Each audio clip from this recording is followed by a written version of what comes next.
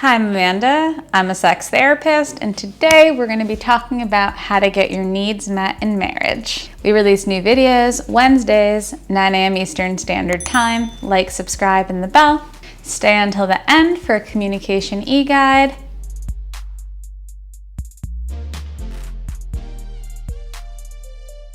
As we talk about getting our needs met in marriage, one, we have to assume good intention.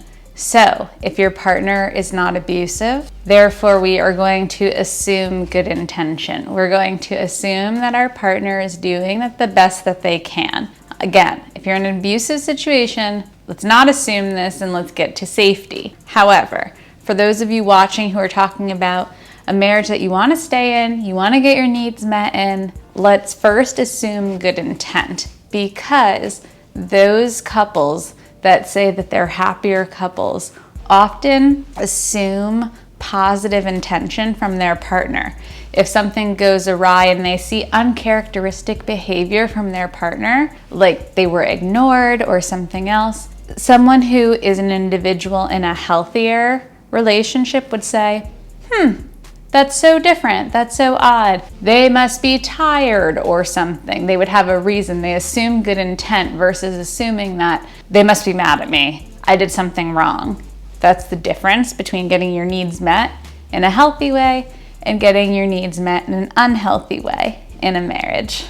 2, healthier marriages where your needs are getting met, they give each other the benefit of the doubt. Empowered couples notice their partner's good qualities and they say things like, yeah, I'm really appreciative that you did that for me. They might notice, I noticed that you did the dishes, which is usually something I would do. Thank you for doing that for me. What this means is it means slowing down to appreciate, and it also means noticing little things instead of going to the worst and only noticing things that are not done to your standard. 3, those who get their needs met in marriage treat their partners with something called loving kindness. If you've practiced yoga, you probably have heard of this, but the idea of practicing positive intention towards one another. Couples who use violent language or aggressive approaches, or even couples that avoid one another, often don't have the attunement to get needs met. So, loving kindness helps you have this attitude of gratitude in your house. Have you ever practiced this loving kindness towards self or others, especially in a marriage? I'd love to hear your thoughts. 4, respect. Respect yourself, respect your partner. Doing things like talking about your partner to people that they've asked you not to talk to about them is not respectful. Also, when you bring up something to your partner, let's hope that they can stand up for their boundaries and their desires and that you can do the same. If you're able to speak up and advocate for what you want, and they're able to speak up and advocate for what they want, with enough time, we can find the win-win-win for everyone involved to get their needs met. What this takes is recognizing that you have needs, recognizing your partner has needs, and then attuning to the entire system of how do we get our needs met in a strategy that maybe I wasn't thinking about or you weren't thinking about before. However, now we found a way to all get on the same ground and get all of our needs met. This takes compassion, it takes curiosity, and it takes a willingness. Lastly, marriages where you get your needs met take repairing. Repairing and connecting is very important. The tear and repair, as we call it in therapy, I believe the Gottmans talk about it in their research with couples.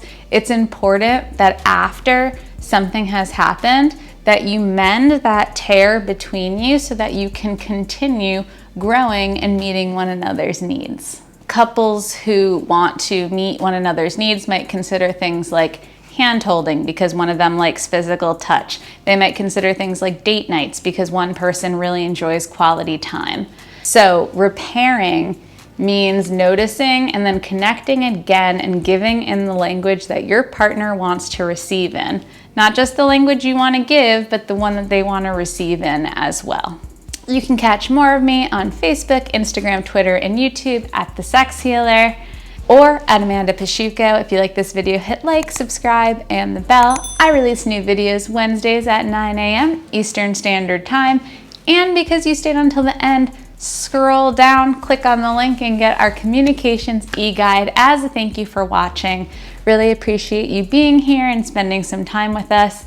Hope you enjoy the rest of your day.